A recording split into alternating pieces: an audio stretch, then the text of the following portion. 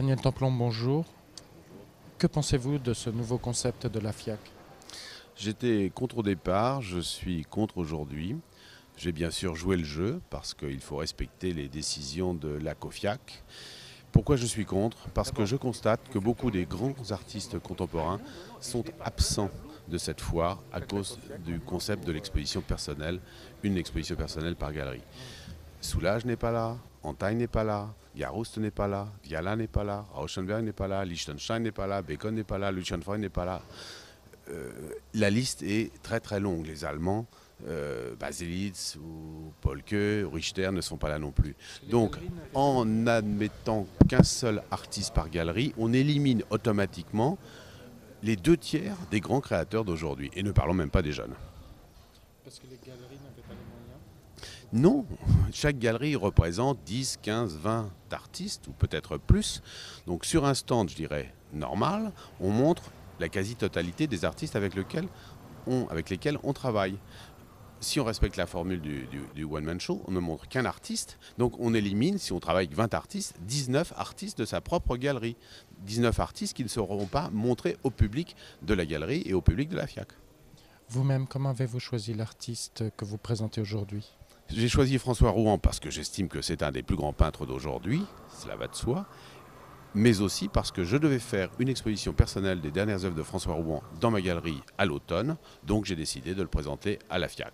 L'avantage, il est que j'aurai un nombre de visiteurs plus élevé, mais je reviens sur le fait que ça censure une vingtaine d'artistes, tout aussi bons artistes, que j'expose régulièrement, avec lesquels je travaille régulièrement.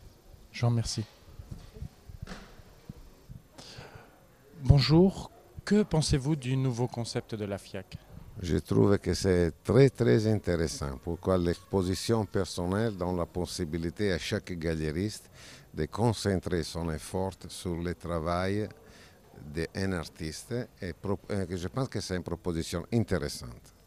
Très très intéressante. Je pense que c'est plus facile et plus agréable pour les qui viennent voir la FIAC trouver des personnels.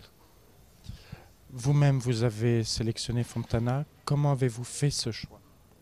C'est toute la vie que j'ai fait le collectionneur de Fontana. J'étais dans le passé ami de Fontana, de Madame Teresita Fontana. J'ai travaillé dans 30 ans les tableaux de Fontana. Et je suis heureux de dire que j'ai plus acheté que vendu. Et je suis contente pourquoi dans ce moment, Fontana va monter beaucoup dans les ventes publiques internationaux. Et je suis contente. L'important d'un galeriste, c'est de voir avant. C'est bien pour lui et pour les clients qu'il a. Y a-t-il des pièces exceptionnelles ici, des œuvres historiques de Fontana? Vous pouvez être sûr qu'ici, il y a 30 Fontana, 33 Fontana, mais je pense que 20, 18 sont vraiment des chefs d'œuvre de valeur mondiale. Je vous remercie.